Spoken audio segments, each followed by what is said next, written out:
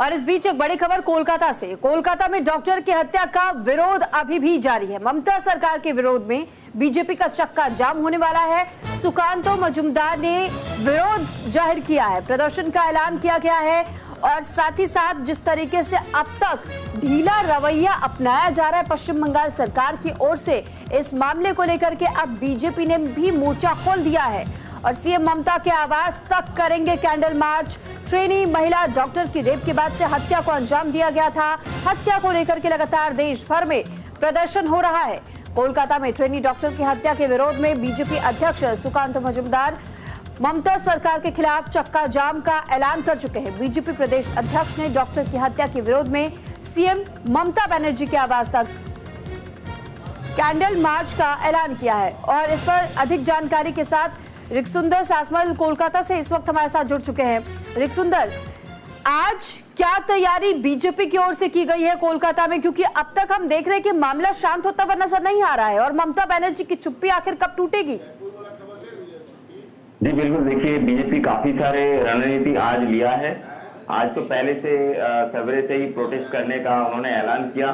साथ ही साथ सुकांतो मजूमदार कल बताया कि 2 बजे से बीजेपी का रोड ब्लॉक भी होगा और एक तरह से चक्का जाम करने का भी घोषणा किया गया है। साथ ही साथ शाम को ममता बनर्जी के घर तक एक कैंडल मार्च जाएगा और अब देखना है कि इसको रोकने के लिए किस तरह का इंतजाम करेगा, क्योंकि सरकार की तरफ से अभी से ऐलान कर दिया गया है कि जो कोई भी ये इस तरह का अवरोध हो या बंद का जो लोग घोषणा किया है उनको ना मानते हुए सारे सरकारी कर्मियों को दफ्तर में आना पड़ेगा।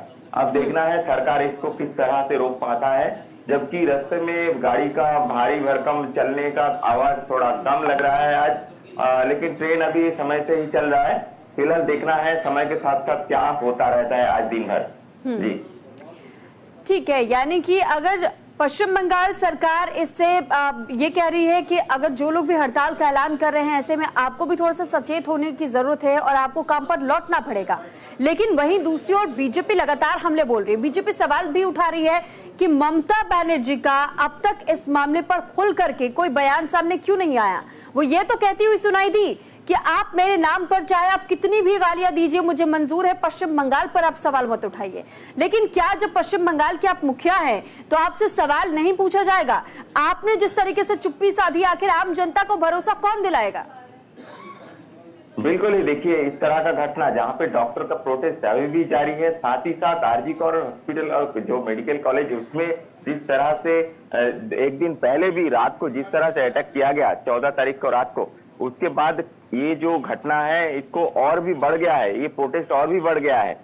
अभी आईएमए भी ऐसा अनाउंसमेंट किया है, संडे तक का जो भी है पूरे देश भर में एक प्रोटेस्ट रहेगा जिसमें विड्रॉल ऑफ सर्विस भी रहेगा। अब देखिए एक के बाद एक संगठन जुड़ रहा है इस तरह के घटना को प्रोटेस्ट करने के लिए, लेकिन अभी तक ममता बनर्जी का उस तरह से बयान नहीं आया है, जबकि उनके पार्टी की तरफ से बताया जा रहा है कि जब से ये घटना का बारे में सूचना मिला है ममता बनर्जी को तब से ही उन्होंने कह रहे हैं कि इस जो दोषी हैं इनके साथ जुड़े हुए हैं उनका फांसी की सजा के लिए वो मांग करेंगे। साथ ही साथ फास्ट ट्रैक कोर्ट में लाया जाएगा। सभी एक के बाद हो रहा है और आज भी ममता बनर्जी की तरफ से भी एक ऐलान किया गया है कि आज शाम को मोलली से डोरीना तक उनका एक रैली, खुद का उनका एक रैली रहेगा, वो रैली भी इनके प्रोटेस्ट में रहेगा। अब बात ये उठ रहा है, मुद्दा ये भी आ रहा है कि इस तरह का प्रोटेस्ट अगर विरोधी पक्ष कर रहे तो उसमें सरकार पक्ष का प्रोटेस्ट करने का क्या जरूरत है? सरकार तो अपना तरफ से इन्वेस्टिगेशन करेंगे, जो लोग दोषी हैं उनको पकड़ेंगे। तो इसी में कुछ चीज वो लोग भी देख रहे हैं। बीजेपी का भी कहना है कि घटना को दूसरी तरफ मोड़ देने के लिए इस तरह की घटना सीएम की तरफ से बताया जा रहा है, जबकि सीएम अपना तरफ से बताया है कि वो भी रैली करेंगे और इस घटना के प्रोटेस्ट के बारे में रैली करेंगे। खास करके इस घटना को एक राजनीतिक मोड़ में लेके जाया जा रहा है विरोधी पक्ष की तरफ से, इसी के प्रतिवाद में वो रैली करेंगे। ठीक है रिक्सुंदर, बहुत धन्यवाद आपका तमाम जानकारी हम तक पहुंचाने के लिए।